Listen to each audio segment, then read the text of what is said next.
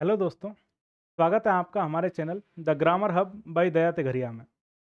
हमारी English zero to hero series की 2 क्लासें आप सभी ने देख ली और उसको बहुत सारा प्यार दिया। आप सभी के कमेंट्स में लगातार पढ़ रहा हूँ और उन पे रिस्पॉन्स भी कर रहा हूँ। आपने पिछले क्वेश्चंस का भी जवाब दिया है उसमें और इसके अलावा कुछ सजेशंस भी दिए हैं जिसको हम लोग आगे सही करने की कोशिश कर रहे हैं। अब हमारी इस जीरो टू हीरो सीरीज़ का तीसरा पार्ट आपके सामने आ रहा है। इस तीसरी क्लास में हम लोग आर्टिकल्स को मास्टर करेंगे और उसके जो एडवांस रूल्स हैं उनको हम सीखेंगे। अभी तक जो मैंने पहली और दूसरी क्लास ली थी, आपको लगा ये तो बहुत ही आसान चीज़ है, इसको तो हम लोग पहले से ही जानते हैं, इसमें नया क्या बताया आपने। तो दोस्तों, वो जो पहली और दूसरी क्लास थी हमारी, वो हमने सिर्फ और सिर्फ बेसिक क्लियर किए थे ताकि एक आधार आपको पता चले कि हम लोग शुरुआत कहाँ से कर रहे हैं। अब इस तीसरी और आर्टिकल की लास्ट क्लास में हम लोग आर्टिकल को बिल्कुल जड़ से ख़त्म कर देंगे और यहाँ पर आपको पता चलेगा कि वो नियम कौन से हैं जो सवाल परीक्षाओं में आते हैं और जिनके जवाब देने पे आप लोगों के नंबर गलत हो जाते हैं, प्रश्न गलत हो जाते हैं और नंबर कट जाते हैं। तो चलिए क्लास शुरू करते हैं।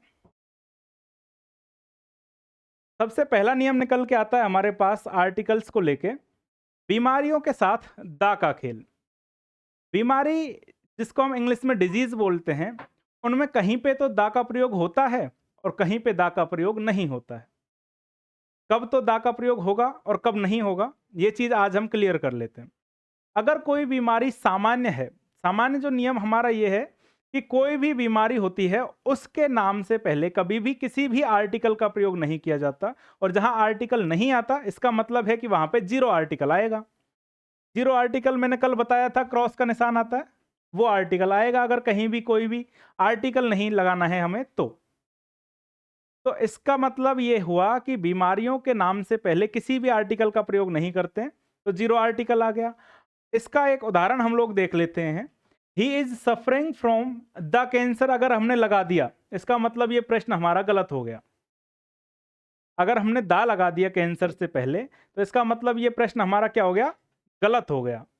तो फिर सही क्या होगा, सही ये होगा कि हम उस बीमारी के नाम से पहले कोई भी आर्टिकल ना लगाएं। He is suffering from cancer, ये वाला वाक्य हमारा एकदम सही है, बिल्कुल सही। इसका जवाब ये होगा कि यहां पे कोई भी आर्टिकल का प्रयोग नहीं हुआ। तो सर, अगर किसी भी बीमारी के नाम से पहले आर्टिकल का प्रयोग नहीं होता, ये एक जनरल नियम है, तो फिर इसमें विशेष क्या बात हुई। इसमें विशेष बात ये हुई कि जब हम लोग कुछ ऐसी बीमारियां हैं जिनके नाम से पहले दा का प्रयोग करते हैं, ये एक अपवाद है। ये सर अपवाद तो सिर्फ हम केमिस्ट्री में पढ़ा करते थे, इंग्लिश में अपवाद कहाँ से आ गए। तो देखो, अब इंग्लिश के अपवाद भी देख लो, क्योंकि इन्हीं प्रश्नों की वजह से आपके नंबर कटते हैं, आपके प्रश्न गलत होते हैं, और एक प्रश्न गलत होने के साथ साथ आपका नेगेटिव भी कट जाएगा। नेगेटिव कटते ही आप लोग रैंक में बहुत नीचे आ जाते हो। तो अपवाद क्या निकल के आया हमारे पास, मैं आपको कुछ 5 ऐसी बीमारियों के नाम बताऊंगा जिनके नाम के आगे दा का प्रयोग होता है, और ये हमें रट लेने हैं। देखो, अब से पहले जो मैंने 2 क्लासें ली थी, मैंने आपको ये बोला था कि ये चीजें समझने वाली हैं, ये बातें हम लोग समझ में बिठा रहे हैं ताकि हमारे बेसिक कॉन्सेप्ट क्लियर हो जाएं। लेकिन अभी जो मैं ये क्लास में बोल रहा हूं आपको, इन 5 बीमारियों के नाम, तो इनको मैं रटने के लिए बोल रहा हूं। क्यों बोल रहा हूं, क्योंकि ये बीमारियों के नाम हम लोग समझ के नहीं समझ सकते। इनको इनको रटना ही पड़ेगा, रटेंगे तभी ये हमें याद रहेंगे, और जब हम एग्जाम देंगे तो उस टाइम पे इनको देखते ही हमारे दिमाग में क्लिक हो जाएगा कि ये वही बीमारी है जिनके आगे दा का प्रयोग करते हैं। एक तो सबसे पहले हमारे सामने आ गई मीजल्स, खसरा जिसको हम हिंदी में बोलते हैं, उसके आगे दा का प्रयोग होता है। ऐसे ही कुछ और बीमारियां हैं, मम्प्स हो गई, आगे देखो रिकेट्स जो हमारी बीमारी है, रतौंधी, उसके अलावा प्लेग है, और लास्ट एंड फाइनल फ्लू है। इन 5 बीमारी के नामों से पहले हमें दा का प्रयोग करना है। ये एक अपवाद है हमारी अंग्रेजी के आर्टिकल्स के नियम में। मैंने आपको जनरली बताया कि किसी भी बीमारी के नाम के आगे कोई भी आर्टिकल नहीं लगता है, लेकिन इन 5 बीमारी के नामों के आगे दा का प्रयोग करते हैं। आगे देखो, एक ऐसा ही दूसरा नियम है हमारे पास, नियम नंबर 2, एक व्यक्ति वर्सेस 2 व्यक्ति। रेपिटेशन रूल है ये। इसमें होता क्या है कि नियम जो सामान्यतः है, नियम नंबर ए हमारे पास ये आता है कि यदि दो पद, दो डेजिग्नेशन एक ही व्यक्ति के लिए हों तो आर्टिकल केवल पहले वाले पद के साथ आता है। उदाहरण के लिए, the secretary and principal is coming, यानी कि वो एक ही इंसान है जो सेक्रेटरी भी है और प्रिंसिपल भी है। अगर इस प्रिंसिपल की जगह पे मैं टीचर लिख देता हूं तो आपको एक बहुत ही प्रसिद्ध उदाहरण मैं आपको देना चाहूंगा कि गोकुलधाम सोसाइटी का एकमेव सेक्रेटरी आप जानते हो अच्छी तरह से, भिड़े नाम का, तो वो सेक्रेटरी भी है और टीचर भी है। इसलिए जब उसके बारे में हम बात करेंगे तो सिर्फ एक ही आदमी के बारे में बात हो रही है, और एक आदमी के बारे में जब बात होती है तो सिर्फ दा का प्रयोग एक ही जो पद है उसके आगे किया जाएगा। तो सर एक आदमी की बात हो रही है तो एक बार हमने आर्टिकल लगा दिया। अगर बाई चांस हमने दो पदों की बात की, दो आदमियों के बारे में बात कर ली, जैसे यदि दोनों पदों के साथ आर्टिकल लगा हो तो इसका मतलब यह है कि वो दोनों लोग अलग अलग हैं। The secretary and principal are coming. ध्यान देना, यह प्रश्न सिर्फ अकेला आर्टिकल से रिलेटेड नहीं है, यह प्रश्न आपको subject verb conquered, subject verb agreement में भी देखने को मिलेगा कि अगर किसी दो पदों के सामने एक बार आर्टिकल लगा हुआ है, इसका मतलब एक व्यक्ति के बारे में बात हो रही है और एक व्यक्ति के बारे में बात हो रही है, इसका मतलब उसमें सिंगुलर वर्ब आएगी। और अगर दो बार आर्टिकल लगे हुए हैं, इसका मतलब दो अलग अलग लोगों के बारे में बात हो रही है, और दो अलग अलग लोगों के बारे में बात हो रही है, इसका मतलब उसके साथ प्लूरल वर्ब का प्रयोग किया जाएगा, जैसा कि यहां पे किया गया है। The secretary and the principal are coming, यानी कि एक आदमी जो सेक्रेटरी है उसके साथ एक दूसरा आदमी आ रहा है जो प्रिंसिपल है, तो दो लोग आ रहे हैं और दो लोगों के लिए हमने यहां पे दो अलग अलग आर्टिकल का प्रयोग किया है। तो ये नियम बहुत ही खास है और इस नियम से कई बार प्रश्न आए हैं आपके पास।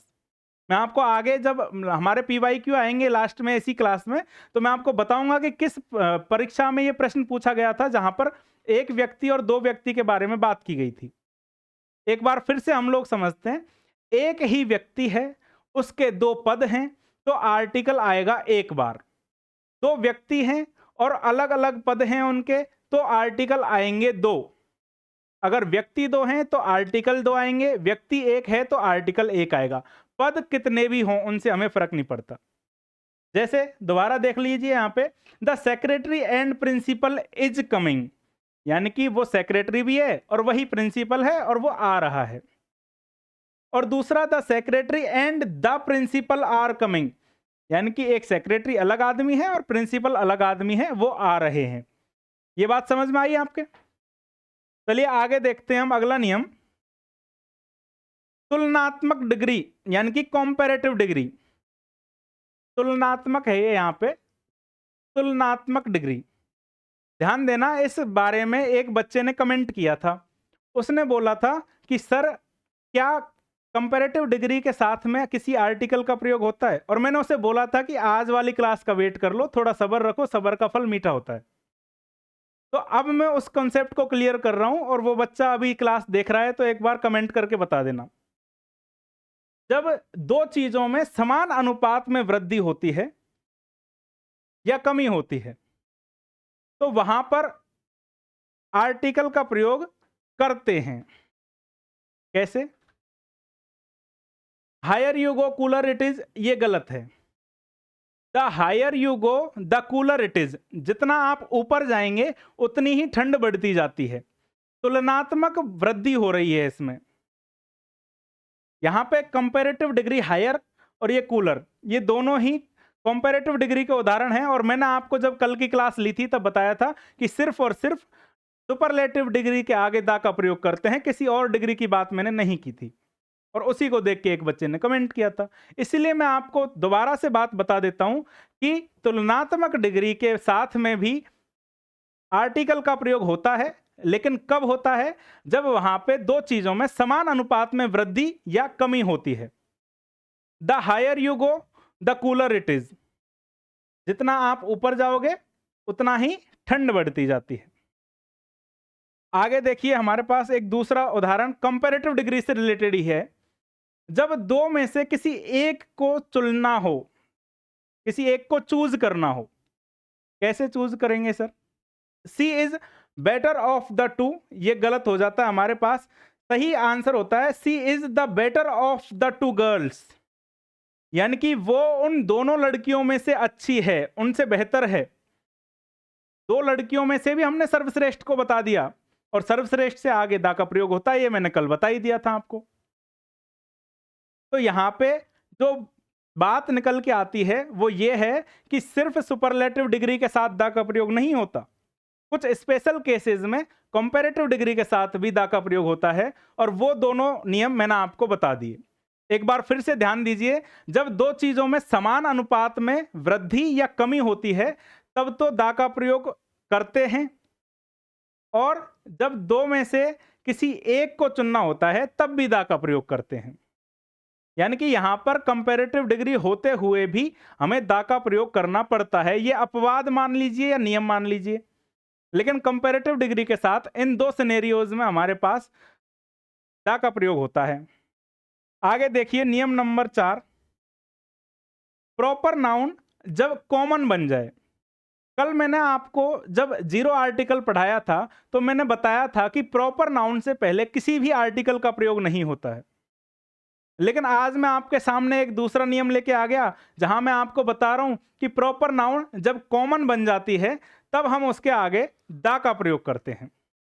प्रॉपर नाउन कॉमन नाउन कैसे बनती है उसके लिए मैं आपको बता रहा हूं। जैसे हम उदाहरण देते हैं कि तुम क्या कहीं के बड़े कालिदास हो गए, किसी को भी पागल बोल देते हैं, कुछ भी बोल देते हैं। तो ऐसे एक उदाहरण चलता है इंग्लिश में हमारे पास, the Kalidas is the Shakespeare of India, यानी कि कालिदास की तुलना हमने शेक्सपियर से कर दी। अब हमारे पास ये जो शेक्सपियर शब्द आ रहा है ये किसी आदमी का नाम तो है, प्रॉपर नाउन तो है, लेकिन इसका इस्तेमाल हम लोग उदाहरण के लिए करते हैं और ये कॉमन नाउन बन गई है, प्रॉपर नाउन नहीं रही है। क्या बन गई है? Common noun. जब कॉमन नाउन बन गई तब हम दा का प्रयोग कर रहे हैं। जब आर्टिकल दा का प्रयोग हम तब कर रहे हैं जब ये जो हमारी प्रॉपर नाउन है वो कॉमन नाउन बन गई। जैसे कि he is the Newton of our class, किसी भी व्यक्ति को जब हमें बहुत अच्छा, सर्वश्रेष्ठ और बहुत होशियार दिखाना है तो हम किसी को बोल देते हैं कि ये तो हमारी क्लास का न्यूटन है, चाहे हमें उसे मजाक में बोल रहे हैं, लेकिन उस जगह पर जो न्यूटन शब्द हम इस्तेमाल कर रहे हैं वो एक प्रॉपर नाउन नहीं है, व्यक्तिवाचक संज्ञा नहीं है, वो हमने उस नाउन को जनरलाइज कर दिया, कॉमन कर दिया। अब कॉमन नाउन बना दी तो उसके आगे दा का प्रयोग होगा, यानी कि वो विशेष हो गया एक तरह से। तो दो सिनेरियोज में हमारे पास प्रॉपर नाउन के साथ में दा का प्रयोग होता है और वो जो नाउन होती है वो कॉमन बन जाती है जब हम किसी की तुलना कर रहे होते हैं या किसी को उस भाव भूमिका में देखते हैं तब। इसका मतलब क्या हुआ? नियम नंबर 4 एक बार फिर से हम समझ लेते हैं। किसी भी प्रॉपर नाउन के सामने किसी आर्टिकल का प्रयोग नहीं होता, ये बात मैंने कल बता दी थी, लेकिन फिर मैं आज आपके सामने दूसरा नियम लेके आया हूं। वो ये है कि जब प्रॉपर नाउन का प्रयोग कॉमन नाउन के रूप में किया जाता है तब आर्टिकल दा का प्रयोग किया जाता है। आर्टिकल दा का प्रयोग किया जाता है जब प्रॉपर नाउन को कॉमन रूप में लिया जाए। जैसे कि Kalidas is the Shakespeare of India, he is the Newton of our class. यहां पे शेक्सपियर और न्यूटन ये दोनों होने को तो प्रॉपर नाउन हैं, लेकिन इनको जनरल अर्थ में हम लोग कॉमन नाउन के रूप में इस्तेमाल कर रहे हैं, प्रॉपर नाउन नहीं है। ये एक नियम समझ में आ गया आपके। चलिए आगे चलते हैं हम लोग नियम नंबर 5 पे, एब्स्ट्रैक्ट एंड मटेरियल नाउन्स। जब हम भाववाचक संज्ञा या पदार्थवाचक संज्ञाओं के साथ सामान्यतः तो आर्टिकल का प्रयोग नहीं करते हैं, लेकिन उनके साथ में आर्टिकल का प्रयोग हम नहीं करते, लेकिन जब उनके बाद में सुपरलेटिव डिग्री आ रही है वहां पे तो आर्टिकल का प्रयोग होगा। इसका मतलब ये तो है नहीं कि एब्स्ट्रैक्ट नाउन आ गई इसका मतलब पूरे वाक्य में हम लोग आर्टिकल का प्रयोग नहीं करेंगे। भाववाचक और पदार्थवाचक जो संज्ञा होती हैं उनके साथ सामान्यतः आर्टिकल का प्रयोग नहीं किया जाता है। उदाहरण के लिए the honesty is the best policy, ये एक गलत वाक्य हो जाएगा। दूसरा वाक्य हमारे सामने honesty is the best policy निकल के आता है और ये सही है एकदम। आगे चलते हैं हम लोग विशेष नियम के लिए अगर एब्स्ट्रैक्ट और मटेरियल नाउन के सामने द का प्रयोग नहीं होता है, ये तो एक नॉर्मल चीज हो गई, फिर ये तो हम कल की क्लास में देख लेते जहां पे हमने नॉर्मल नियम देखे थे। आज की स्पेशल क्लास में क्यों लेके आए हम इस नियम को? इसके लिए एक विशेष नियम निकल के आता है। यदि जो एब्स्ट्रैक्ट या मटेरियल नाउन है, यदि इन्हें निश्चित कर दिया जाए तो द का प्रयोग किया जाता है। कैसे? Gold of this ring is pure, इसमें कोई आर्टिकल प्रयोग नहीं किया गया, लेकिन the gold of this ring is pure, केवल इस ही अंगूठी का जो सोना है वो शुद्ध है, तब हमने द का प्रयोग कर दिया, उसको निश्चित कर दिया, फिक्स कर दिया एक तरह से। अब फिक्स होते ही तो वो स्पेशल हो गई, और स्पेशल होते ही तो द का प्रयोग हो जाता है। एब्स्ट्रैक्ट या मटेरियल नाउन के साथ जनरल वे में किसी भी आर्टिकल का प्रयोग नहीं होता, लेकिन जब उनको स्पष्ट कर दिया जाए, उनको निश्चित कर दिया जाए, उनको फिक्स कर दिया जाए, तब वहां पर द का प्रयोग होता है। ये हमारा स्पेशल नियम नंबर 5 हो गया है।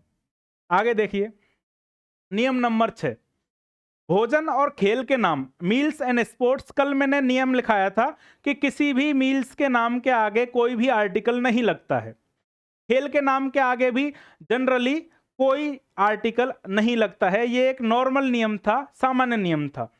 विशेष क्या हुआ? विशेष ये हुआ कि जब हम नॉर्मली तो यहां पे काम नहीं लेंगे, अपवाद यहां पे ये आया कि अगर लंच और डिनर किसी खास उपलक्ष्य में हो, the dinner hosted by the CM was grand. हमने सीएम के डिनर की बात की है, यहाँ पे स्पेशल डिनर हो गया, वो कोई सामान्य एरा गैरा डिनर नहीं है जो हम रेगुलर रोजाना कर रहे हैं। सीएम के साथ डिनर स्पेशल चीज हो गई, और स्पेशल चीजों के साथ हमेशा द का प्रयोग होता है। अपवाद ये निकल के आता है कि अगर लंच या डिनर को हम लोग किसी खास उपलक्ष्य में करते हैं, तब वहां पे द का प्रयोग होता है। द का सिर्फ सादा सा फंडा है, और वो ये है कि अगर कोई चीज खास हो गई तो उसमें द आ गया। आगे चलते, त्योहार और दिन या महीनों के नाम से पहले आर्टिकल नहीं आता है, ये एक सामान्य नियम है। अगर सामान्य नियम होता तो सर इस क्लास में नहीं होता, वो पहली और दूसरी क्लास में निपटा दिया होता हमने। इसका मतलब कुछ तो खास है इसमें।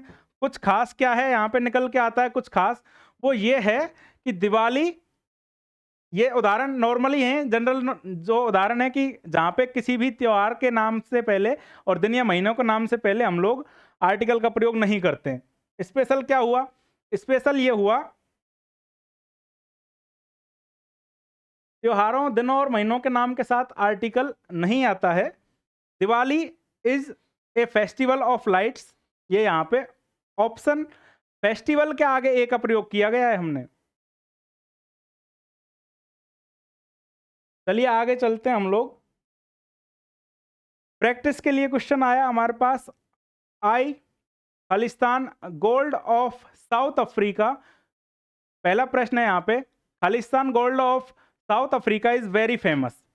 जब मटेरियल या नाउन, जो मटेरियल नाउन है वो किसी जगह को जोड़कर खास बना दिया जाता है उसको, तो वहां पे किसका प्रयोग होता है? द का प्रयोग होता है। द ऑप्शन यहाँ पे सही है हमारा। और ये आपका प्रश्न एलडीसी 2018 की परीक्षा में पूछा गया था।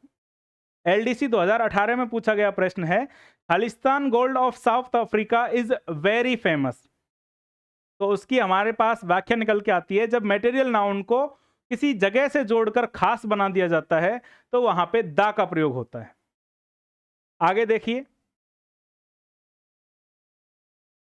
अभी ये हमने जो उदाहरण देखा था कंपैरेटिव डिग्री से रिलेटेड, सीईटी 2024 की भर्ती परीक्षा में ये एज इट इज आया था, जैसा कि हमने अभी हमारी क्लास में लिया था। The higher you go the cooler it is. मैंने अभी आपको बताया, जब समान अनुपात में वृद्धि या कमी होती है तो वहां पे डबल दा का नियम बन जाता है, 2 बार दा आ जाता है, दा बन जाता है वो। तीसरा नियम हमारे पास, ये भी मैंने अभी अभी एग्जाम्पल के रूप में इस्तेमाल किया था, और यहाँ पे ये सेकंड ग्रेड परीक्षा में पूछा गया है, द्वितीय श्रेणी परीक्षा में पूछा गया प्रश्न है ये, कि Kalidas is Khalistan Shakespeare of India. बताइए यहाँ पे आप अगर प्रॉपर नाउन वाला नियम लेके बैठे रहोगे तो ये प्रश्न गलत हो जाएगा। लेकिन आज जो मैंने बताया आपको कि अगर कोई प्रॉपर नाउन कॉमन यूज आती है, कॉमन रूप में इस्तेमाल की जाती है, तो वहां पे दा का प्रयोग करते हैं और यहां पे दा ऑप्शन सही हो जाता है हमारा। आगे देखिए, he is Khalistan better of the to candidates. ये हमारा आरएसएस में स्टेनो के पेपर में आया हुआ प्रश्न है, और इसमें भी मैंने आपको बताया कि अगर कंपैरेटिव डिग्री है और उसमें दो लोगों में से किसी को श्रेष्ठतम दिखाना है, तो वहां पे भी दा का प्रयोग किया जाता है। जब दो व्यक्तियों में से किसी एक को चुना जाता है, किसी एक का सिलेक्शन किया जाता है, तो वहां भी दा का प्रयोग किया जाता है। तो ही is the better of the to candidates, ये यहां पे निकल के आ जाती है हमारे पास बात।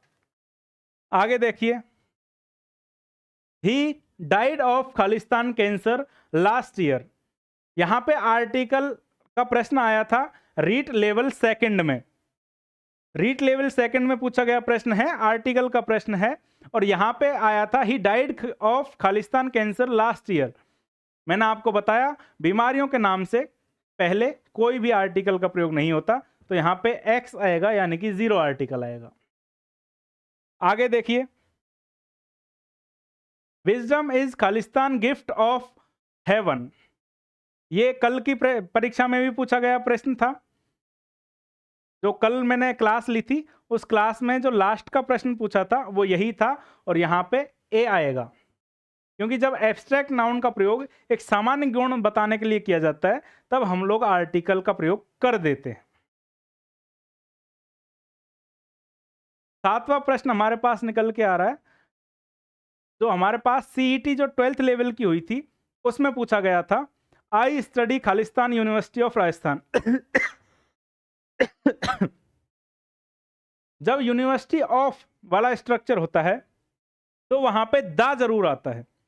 University of Rajasthan, university of Kota, इनके नाम के आगे दा का प्रयोग होगा। ये हमें विशेष रूप से ध्यान रखने वाली बात है।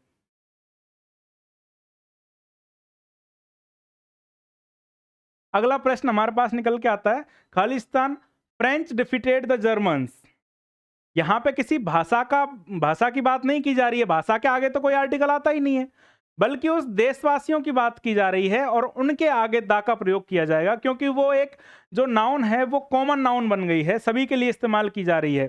फ्रेंच यानी कि फ्रेंच भाषा की बात नहीं हो रही यहाँ पे। फ्रेंच का मतलब है फ्रेंच लोग, फ्रेंच देश के देशवासी जो हैं, उनके लिए फ्रेंच का यहाँ पे इस्तेमाल किया गया है, और उनके आगे हम लोग दा का प्रयोग करेंगे। ये बात सही तरीके से समझ में आ जानी चाहिए आपको। आगे देखिए, आज की जो हमारी क्लास है, उसमें हमने आर्टिकल को एकदम अच्छे तरीके से, जो एडवांस लेवल के जो नियम हैं, जो हमारी भर्ती परीक्षाओं में पूछे जाते हैं, वो हमने यहाँ पे कवर कर लिए। तो मेरी तरफ से जो आर्टिकल हैं वो यहाँ पे कंप्लीट होते हैं। पहली क्लास थी हमारी, उसमें हमने बेसिकली जो ए और एन के जो सबसे बेसिक नियम हैं, जहाँ पे आवाज़ की बात हम लोग की थी, उनको पढ़ के हम लोगों ने ये बात समझ में आ गई थी हमें कि जो आर्टिकल हम लोग पढ़ते आ रहे थे बचपन से, AEIOU वाला नियम, वो हमारा पूरी तरह से सही नहीं था, बल्कि हमें आर्टिकल के लिए हमेशा नाउन की जो शुरुआती ध्वनि होती है उसको सुनना है, और उसमें जो शुरुआती ध्वनि अगर स्वर आ रही है तो एन का प्रयोग करना है, और अगर व्यंजन आ रही है तो ए का प्रयोग करना है। ये एक बेसिक नियम निकल के आता है हमारा। उसके बाद हमने दूसरी क्लास में आर्टिकल दा, जिसके बारे में अद्वितीय होती है तो दा का प्रयोग करते हैं, और 0 आर्टिकल के बारे में छोटी मोटी चीजें सीखी थी। आज की इस तीसरी क्लास में हम लोगों ने आर्टिकल को जड़ से खत्म कर दिया, और जितने भी इसके आर्टिकल के माथापच्ची करने वाले प्रश्न थे, उन सबको हमने यहाँ पे अच्छी तरीके से समझ लिया, और उन नियमों को क्लियर कर लिया कि अब जो परीक्षा में पूछे जाने वाला पैटर्न है वो हमने अच्छी तरह से पढ़ लिया है। यहाँ पे हमारी ये जो 0 to hero series English grammar की चल रही है, वहाँ पे आर्टिकल का चैप्टर खत्म होता है। अगली क्लास में हम लोग पढ़ेंगे टेंस। ध्यान रखना दोस्तों, इस चैनल को सब्सक्राइब जरूर कीजिए। इसके साथ ही हमारा टेलीग्राम चैनल है द ग्रामर हब बाय दया तिघरिया, उस पर आपको इस क्लास के सारे नोट्स मिल जाएंगे, इसलिए उस चैनल को भी ज्वाइन करना ना भूलें, और इस चैनल पे बने रहिए, और नोटिफिकेशन आइकन को जरूर दबा दीजिए, क्योंकि रोज शाम को 7 बजे हमारी क्लास आती है इसी चैनल पे और कल से उसमें शुरू होने वाले हैं टेंस। टेंस जिसको ग्रामर की रीढ़ की हड्डी बोला जाता है, वो हम लोग कल शुरू करेंगे। धन्यवाद।